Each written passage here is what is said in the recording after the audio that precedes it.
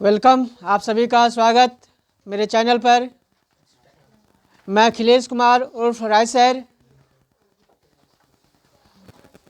आज बहुत ही महत्वपूर्ण क्वेश्चन के साथ मैं उपस्थित हूँ आप सभी के सामने।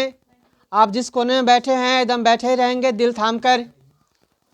और अपने चैनल पर बनने के लिए आप सभी का पुनः स्वागत अभिनंदन करता हूँ बाय मैथ्स टाइगर एंड उर्फ राय सर।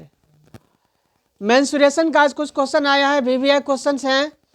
जितने भी हमारे बोर्ड के स्टूडेंट्स बैठे हैं हमारे टीम में, सभी को मैं ये बता दूं, आज ये क्षेत्रमिति आपका जहां से क्वेश्चन आया है आयतन एवं पृष्ठीय क्षेत्रफल से क्वेश्चन आपको 12 मार्क्स के पूछे जाते हैं। कितने मार्क्स के? आप सही सुन रहे होंगे, 12 मार्क्स के क्वेश्चन पूछे जाएंगे। सब्जेक्टिव तो पूछे ही जाते हैं, साथ में आपको ऑब्जेक्टिव भी लपेटे में ले लेते हैं, है ना। तो कई बार देखते होंगे आप लोग सीरियल में, नेताजी आए लपेटे में, तो आप लोग भी लपेटे में आ गए हैं, है ना। तो लपेटे का मतलब क्या? लपेटना नहीं है, उसको सुलझा देना है। बस बने रहना है चैनल पर, आपका अपना चैनल मैथ्स टाइगर। क्वेश्चन है 4.2 सेंटीमीटर त्रिज्या का एक धातु का गोला है। धातु का गोला है, मान लीजिए ये माने धातु का गोला है जिसकी त्रिज्या है 4.2 सेंटीमीटर। त्रिज्या मालूम है, यानी ओ से ए की दूरी, यानी ओ से ए, यहाँ अगर ए कर देते हैं तो ओ से ए की दूरी 4.2 सेंटीमीटर जो त्रिज्या दिया गई है, और इसको पूरा मिला दें क्या हो जाएगा? व्यास हो जाएगा। इस सब बात को हम बताए हुए हैं, इस सारी बात को बताए हुए हैं। तो त्रिज्या दी गई है, इसको पिघलाया गया है, खौला दिया गया है, टेम्परेचर पर गर्म कर दिया गया है तो पिघल गया। तो पिघलाने के बाद 6 सेंटीमीटर त्रिज्या वाले बेलन के रूप में डाला गया। अब इसको पिघला करके क्या बना दिया गया? बेलन के आकार का दिया गया।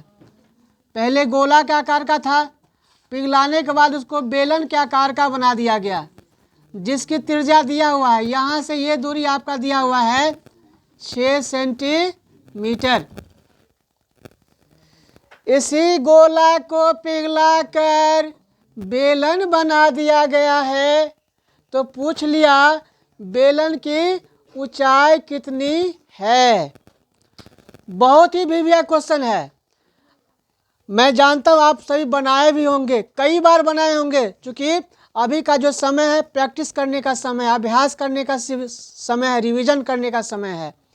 लेकिन आज इसको जब सीख लीजिएगा ना, समझ लीजिएगा, तो इससे आने वाले जितने भी प्रश्न होंगे कभी नहीं छूटेगा। जी हाँ, कभी नहीं छूटेगा, मैं ऐसा मानता हूँ। देखिए यहाँ त्रिज्या मालूम है और यहाँ भी त्रिज्या मालूम है, तो कोई दिक्कत नहीं है। इसी को न पिघलाया गया है, इसी को पिघलाया गया है। तो पिघलने का क्या फैलता है? इसका आयतन फैलता है, वॉल्यूम बड़ा हो जाता है, पिघल जाता है, वॉल्यूम आयतन पिघल जाता है। तो गोले का आयतन का जो सूत्र होता है वो तो मालूम होगा ना।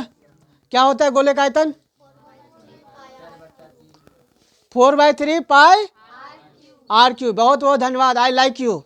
ठीक है, आप सभी बच्चों को मैं दिल से एकदम पसंद करता हूँ। तो ये हो गया आपका गोले का आयतन, जान रहे हैं। और यहाँ गोले के बाद क्या बना दिया गया? बेलन में ढाल, है ना, बेलनाकार का रूप दे दिया गया, जिसमें त्रिज्या मालूम है। क्या मालूम है? त्रिज्या। क्या पूछ लिया? ऊंचाई। तो इसी को पिघला करके ये बनाया गया। तो यहाँ भी आयतन और यहाँ भी आयतन, दोनों आयतन को बराबर कर देंगे। पहले बराबर कर लीजिए, तो लिखेंगे गोला का आयतन, चूंकि दोनों का आयतन बराबर होगा, गोला का आयतन बराबर बेलन का आयतन। इतना काम कर लीजिए, आप देखिए चुटकी में बना लीजिएगा बेलन का आयतन। यहाँ त्रिज्या है आपका किसका? 4.2 है। गोला का त्रिज्या दिया है बड़ा आर, मान लेते हैं 4.2 सेंटीमीटर। और ये जो दिया है इसको R1 मान लेते हैं 6 सेंटीमीटर। ठीक है, तो गोला का आयतन बराबर बेलन का आयतन, चूंकि इसी आयतन को इसी को पिघला करके बेलन के रूप में दिया गया है, तो चूंकि दोनों बराबर होगा, दोनों क्या होगा, बराबर होगा। अब गोला का आयतन का सूत्र क्या होता है बताइए, 4/πr²। अब बेलन का आयतन πr²h है ना। अब देखिए इसमें हमें क्या मालूम है और क्या नहीं मालूम है, इसको समझ लीजिए। देखिए 4/3, पाई से पाई को हटा दीजिए, पाई को पाई से हटा दीजिए, तो यहाँ क्या बचेगा, r²। यहाँ क्या बचा, r²। इधर क्या बच गया, r²h। r तो दोनों का मालूम है। अच्छा यहाँ बड़ा r लगा दिए, यहाँ पर r1 लगा दिए, तो इसको भी सही कर लेना है, इसको भी सही कर लेना है। तो 4/3, ये गोले वाला पार्ट के लिए r कितना है, 4.2, तो 4.2 का क्या कर देंगे, स्क्वायर क्यू कर देंगे। इधर r कितना दिया हुआ है, 6, तो 6 का स्क्वायर कर देंगे, गुना में क्या, h। क्लियर। इसके बाद देखिए तिरछी गुना कर दीजिए, क्या कर दीजिए, तिरछी गुना कर दीजिए। इजी वे में बता देता हूँ, इतना ज़्यादा लंबा नहीं करने की जरूरत है। तो तिरछी गुना करेंगे, बटा में 1 कर दीजिए, है ना। तो तिरछी गुना कर देंगे तो आपका निकल के आ जाएगा, 6 का स्क्वायर कितना हो जाएगा, 36h ये हो जाएगा। और 3 से सटा दीजिएगा फिर, तो 36 या कितना हो जाएगा, 108। मने मने कर लीजिए, तिरछी गुना 108 क्या, h आ गया। 6 का स्क्वायर 36, और 36 को 3 से गुना कर देंगे तो 108 निकलेगा, और साथ में h, क्रॉस मल्टीप्लिकेशन कर दिए, ठीक है, बराबर। यहाँ बच गया आपका 4 गुना 4.2 का क्यूब, ठीक है। इसीलिए h बराबर, इसीलिए h बराबर 4 गुना 4.2 को 3 बार लिख दीजिए, 4.2 गुना 4.2 गुना 4.2, अब बटा में कितना, 108, ठीक है। इसके बाद देखिए काट दीजिए, 4 से 108 कटेगा, 4 एकम 4, 4 दूना 8, और 4 सत्ते 28, है ना। इससे आगे आपका 4.2 गुना में 4.2 गुना में 4.2, अब बटा में कितना है, 27।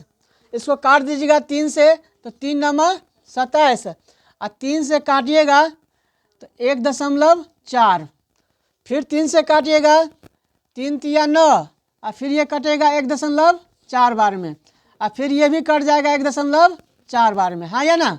थोड़ा यहाँ लिख देता हूँ, कोई दिक्कत नहीं ना, हाँ नहीं दिक्कत हो तो लिख लेना है।